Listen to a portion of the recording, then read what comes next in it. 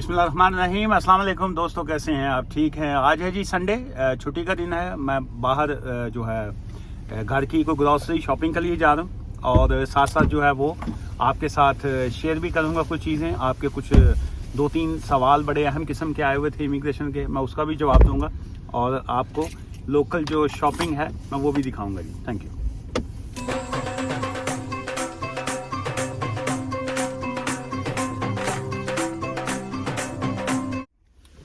जी, ये स्पाउस वीज़े का सवाल था जी कि सेपरेशन हो गई हुई है और जो पहली मैरिज थी वो इस्लामिक मैरिज थी पाकिस्तान से।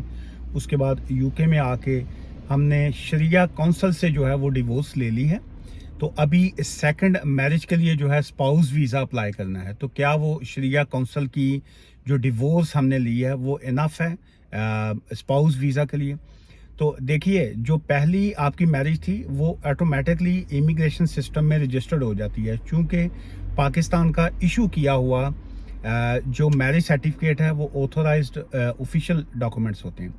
और ये जो यूके की शरिया काउंसिल है जो आपको खुला का या डिवोर्स का सर्टिफिकेट देते हैं, वो एज अ मुस्लिम ऑब्वियसली हम लोग उसको एक्सेप्ट करते हैं, मानते हैं और उसी पे जो है चीज़ें एक्सेप्ट भी करते हैं।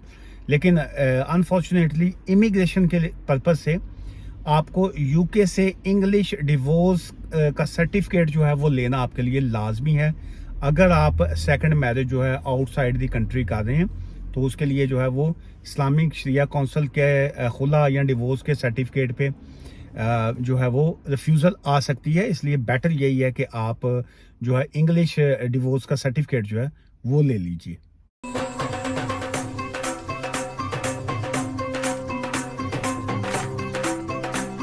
हल्की हल्की बारिश है जी और हल्की हल्की सर्दी भी है और मैं नाश्ता जो है वो करूँगा लाहौरी स्टाइल का देसी नाश्ता, वो भी मैं दिखाता हूँ आपको।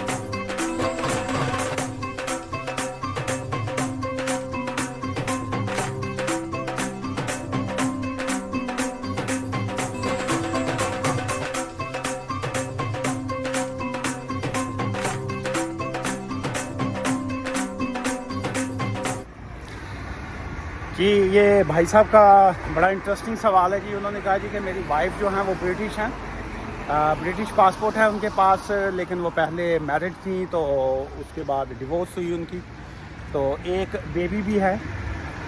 तो क्या मैं पाकिस्तान से स्पाउस वीज़े के ऊपर यूके आ सकता हूँ? ये है जी उनका सवाल।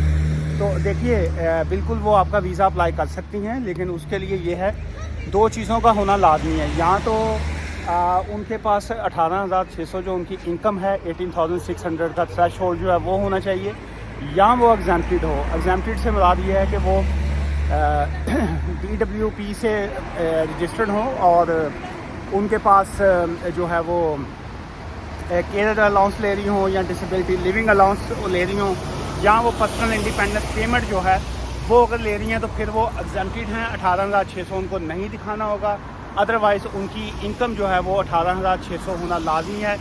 इससे डजेंट मैटर कि वो मतलब उनका बेबी है या पहले डिवोर्स हुई है, इन चीज़ों से कोई फ़र्क नहीं पड़ता।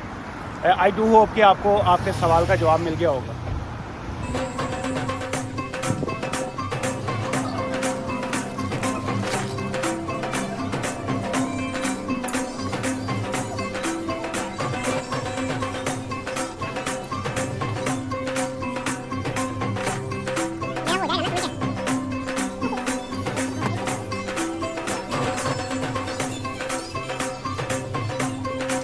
ये EU फैमिली परमिट के हवाले से बहुत से लोगों की अभी भी इश्यूज़ आ रहे हैं कि एक तो जवाब नहीं उनका आ रहा, बहुत ज़्यादा जो पेड इंक्वायरीज़ और ईमेल्स जा रही हैं उसके बावजूद वो रिप्लाई नहीं आ रहा।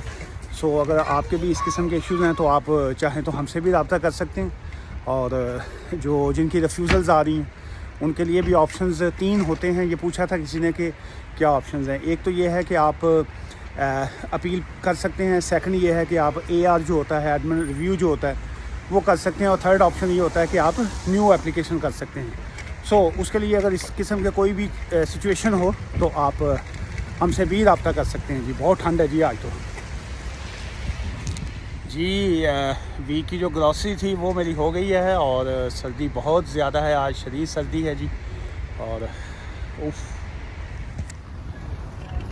वेदर जो है वो डे बाय डे अब ज़्यादा ठंडा होगा। National who got pre settled status can still be join by her husband to come UK। Which one to use UK rules और EU EEA रेगुलेशन जो है। ये सवाल उनका मकसद ये है कि जी कि इस वक्त उनके जो हस्बैंड है या वाइफ है उनके हवाले से है कि जी के क्या अब वो UK में उनके पास प्री सेटल्ड स्टेटस है, और क्या उनकी जो वाइफ या उनके हस्बैंड जो हैं क्या अब वो उनको ज्वाइन कर सकते हैं। नंबर 1 एक तो ये है, तो क्या कौन सा कानून जो है वो उन पे लागू होगा, क्या जो EU लॉ था पहले वो वाला लागू होगा या अभी का कानून लागू होगा। देखिए ये बड़ा इंटरेस्टिंग सवाल है, इसलिए ये नंबर 1 तो ये है कि ये दोनों पे लागू होता है कि चाहे कोई मेल अपने वाइफ को बुलाना चाह रहे हैं या कोई फीमेल जो है वो अपने हस्बैंड को बुलाना चाह रही है। ये दोनों के हवाले से मैं इसको मिक्स करके जवाब दूंगा। नंबर 1 तो ये है कि ये जो अगर तो उनकी शादी जो है वो ब्रेग्जिट से पहले की हुई है, जो 31 दिसंबर था जो जिसकी डेडलाइन थी, फिर उसके बाद उसको ग्रेस पीरियड दे के उसका जून 2021 जो था वो कर दिया गया, 30 जून जो था वो थी उसकी लास्ट डेडलाइन। अगर तो उनकी मैरिज जो है वो रजिस्टर्ड मैरिज जो है वो उस डेट से पहले की हुई है, तो देन जो है वो उसके ऊपर EU लॉ जो है वो एप्लीकेबल होगा, EEA लॉ जिसको कहेंगे वो एप्लीकेबल होगा। और अगर उनकी जो शादी जो है वो आफ्टर ब्रेग्जिट जो है फिर अगर हुआ है तो फिर वो UK लॉज जो हैं वो उनके ऊपर लागू होंगे। नंबर 1 ये तो वेरी क्लियर हो गया, दोनों का डिफरेंस आ गया। और सेकंड ये है कि ये जो UK लॉज क्या है, UK लॉज ये है कि अगर कोई शख्स जो है अपने स्पाउस को UK में लाना चाह रहा है तो उसके लिए उनके पास 3 चीजों का होना लाजमी है। नंबर 1 ये जो प्री सेटल्ड उन्होंने कहा है वो इस पे नहीं आ सकते, वो उनके पास must be a settled status हो, नंबर 1।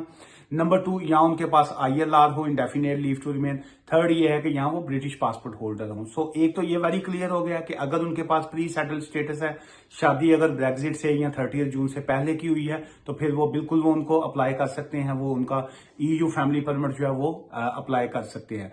लेकिन अगर वो उसके बाद की शादी है और उनके पास प्री सेटल्ड स्टेटस है तो फिर वो UK लॉज के मुताबिक वो अपना स्पाउस का वीजा अप्लाई नहीं कर सकते हैं। उसके लिए उनको वेट करना पड़ेगा, जब तक उनके पास सेटलमेंट नहीं होती वो अप्लाई नहीं कर सकते हैं, नंबर 1। सेकंड ये है कि आफ्टर सेटलमेंट, जब उनके पास सेटलमेंट उनको हो जाएगी जो उनको 5 साल बाद मिलेगी, तो उसके बाद वो मस्ट भी उनकी इनकम जो है वो 18,600 मिनिमम होनी चाहिए। उसके बाद उनके पास अकोमोडेशन जो है वो होनी चाहिए, और उनकी जो मिसिज अगर तो वो इंग्लिश उनकी लैंग्वेज या वो नहीं है तो फिर उनको A1 का जो इंग्लिश लैंग्वेज सर्टिफिकेट है वो लाजमी करना होगा। और अगर वो किसी ऐसे कंट्री से आ रही हैं जहां पे TB टेस्ट जो है वो लाजमी है तो फिर वो उनको TB टेस्ट का सर्टिफिकेट जो है वो भी लाजमी करना होगा। ये दोनों में डिफरेंस ये आ जाता है। स्टिल अगर आपके पास कोई इससे रिलेटेड जो है सवाल हो तो आप जो है वो यहाँ पे पूछ भी सकते हैं। लेकिन अगर आपको प्रॉपर लीगल एडवाइस चाहिए हो तो उसके लिए यह है कि आप हमारी जो फर्म है जिसमें हम इमिग्रेशन सर्विसेज प्रोवाइड करते हैं, बारी लॉ एसोसिएट, आप हमारी फर्म से जो है वो राब्ता कर सकते हैं। और हम लोग जो है फोन एडवाइस या फेस टू फेस कंसल्टेशन की फीस चार्ज करते हैं, लेकिन जब हम क्लाइंट बुक कर लेते हैं तो फिर वो कंसल्टेशन फीस जो ली होती है वो उसमें माइनस कर दी जाती है। आज की इस वीडियो से मुझे इजाजत दीजिए, और जाते जाते मैं यही कहूंगा कि अगर किसी मेरे पॉइंट से आपको क्लैरिटी ना हो तो उसको पहले जो है उसको क्लियर कर लिया करें, ताकि अगर आप DIY जिसको कहते हैं, डू इट योरसेल्फ, अगर आप खुद से कोई एप्लीकेशन करते हैं तो कम से कम यह है कि इट्स ऑलवेज एडवाइजेबल कि अपनी लीगल एडवाइस लेके फिर कोई काम किया करें। दुआ में याद रखिएगा। Take care. खुदा हाफिज जी। बाय।